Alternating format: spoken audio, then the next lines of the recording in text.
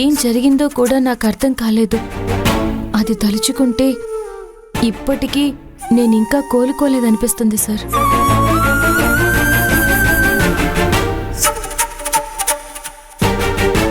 నిజమే నీలవేణి, ప్రతి ఒక్కరికి కలలుంటాయి, ఆశలుంటాయి. వాళ్ళ జీవితం అలా ఉండాలి, ఇలా ఉండాలి అని ఊహలుంటాయి. వాటిని వేరెవరో డిసైడ్ చేయడం కరెక్ట్ కాదు. నేను అలా చేయకుండా ఉండాల్సిందే. మా అమ్మ ప్రయత్నాన్ని అడ్డుకుందామని చేశాను, కానీ నేను నీ జీవితానికి అడ్డుగా ఉంటాననుకోలేదు. జరిగిందేదో జరిగిపోయింది సార్. మన మధ్య ఇంకేదో జరగాలని అనుకునే వాళ్ళ మాటలు మీరు పట్టించుకుంటే చిన్నబుచ్చుకుంటారు. అయితే నువ్వు ఒక పని చేయాలి. ఏంటి సార్ అది? స్మైల్ ఇవ్వు. ఎందుకు సార్? ఒక్కసారి నవ్వు నీలవేణి, అప్పటికైనా నేను రిలాక్స్ అవుతాను. సరే సార్. అమ్మయ్యా, ఇప్పుడు నా మనసు కుదుట పడింది. మీరొచ్చి మంచి పని అయింది సార్. బోల్డ్ పనులున్నాయి, ఆలోచిస్తూ కూర్చుంటే ఎలా అవుతుంది? కుక్కటేష్ అన్న ఏం వంట చేస్తున్నాడో ఏంటో, రేణుక అసలు పని చేస్తుందో లేదో చూడాలి.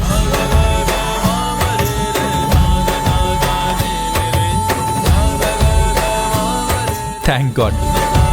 డాడీ చేసిన పనికి నీలవేణి నాతో మాట్లాడదనుకున్నాను, కానీ త్వరగానే మర్చిపోయింది.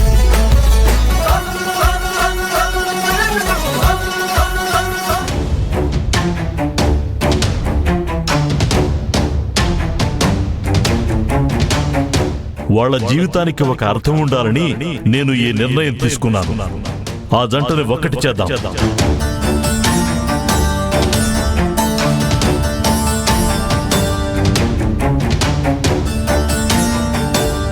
కాదంబరి,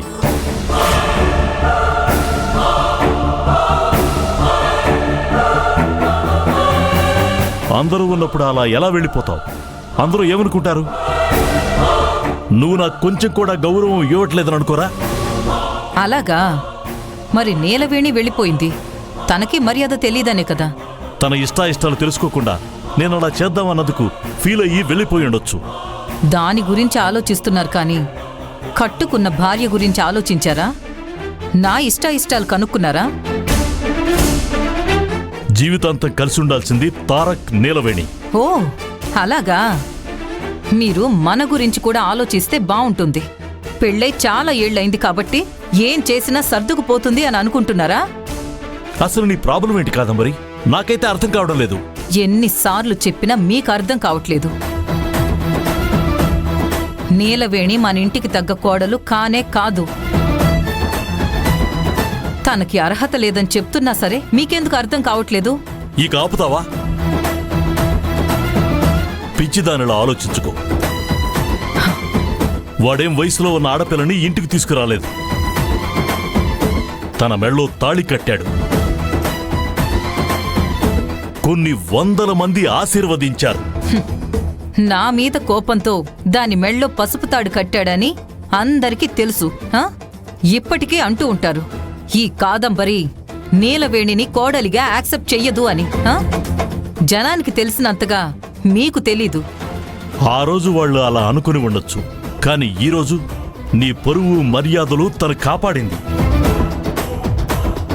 ఎవరినో గుడ్డిగా నమ్మి 20 కోట్లు పెట్టి ఒక డొల్ల కంపెనీని కొనుక్కోవాలనుకున్నావు. నువ్వలా చేసుంటే ఎంత ఫూల్ అయ్యేదానువో ఆలోచించావా? ఆ సహాయం చేసినందుకే దానికి బంగారు గాజులిచ్చాను. దాన్ని ముష్టనుకోవాలా, దానం చేసేవనుకోవాలా? గిఫ్ట్ అనుకోవాలి. నెల నెల జీతం తీసుకునే దానికోసం మీరు మన జీవితాన్ని ఇరకాటంలో పడేయకండి. ఆత్మాభిమానంతో తన కష్టంకి తగ్గ జీతం తీసుకుంది తప్ప తను చేసిన పనులకు తగ్గ ప్రాఫిట్ తీసుకుంటే అందరికంటే ఎక్కువ సంపాదించేది తనే.